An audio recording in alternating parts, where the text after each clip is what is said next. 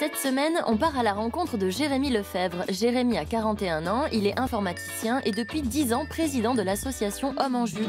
Attends, je rentre le Un collectif d'hommes qui bouscule les codes. Mais pourquoi cet engouement de la jante masculine pour un vêtement d'ordinaire féminin? Au départ, c'est une question de style, parce que je trouve ça beau, élégant.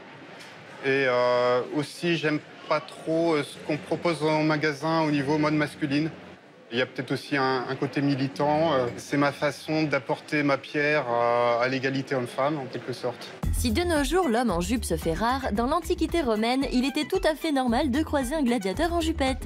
Au Moyen-Âge, les hommes aussi portaient des robes, roses, fendues à la cuisse.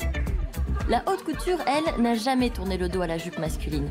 Jean-Paul Gaultier ou encore Rick Owens aiment mettre en scène ce petit bout de tissu qui se veut désormais unisexe. Je porte exclusivement des jupes qui sont faites pour les hommes.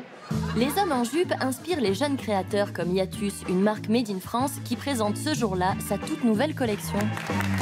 En 2009, j'ai essayé la jupe et il y a eu un tel sentiment de liberté, de confort, j'ai abandonné le pantalon du jour au lendemain. Ça permet d'aérer un petit peu les jambes, c'est extrêmement agréable. On peut même faire du vélo avec, il n'y a pas de problème, ça passe. Comme beaucoup d'hommes qui se laissent séduire par la jupe, Jérémy a commencé par porter le kilt traditionnel pour sa légendaire sensation de liberté.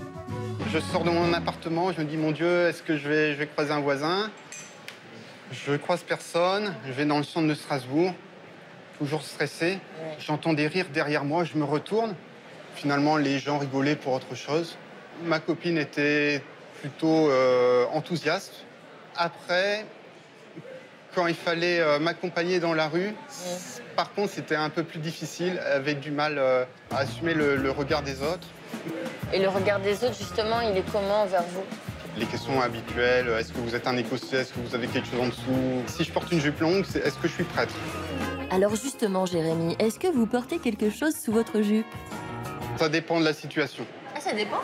Oui, bah, on fait ce qu'on veut, il n'y a pas de règle. Des fois, vous n'en portez pas. Ça m'arrive. Et est-ce que les femmes veulent savoir ce qu'il y a en dessous? Oui, souvent. C'est vrai? Oui. J'en joue un peu et puis je propose de regarder. Et puis voilà, si la femme est assez coquine, assez courageuse, elle regarde. Pour le moment, la jupe masculine reste assez confidentielle, mais à l'avenir. Est-ce que la jupe est l'avenir de l'homme?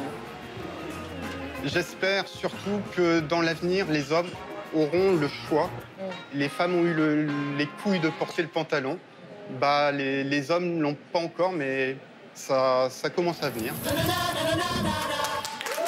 Mais bien sûr qu'on a les couilles de porter la jupe. Alors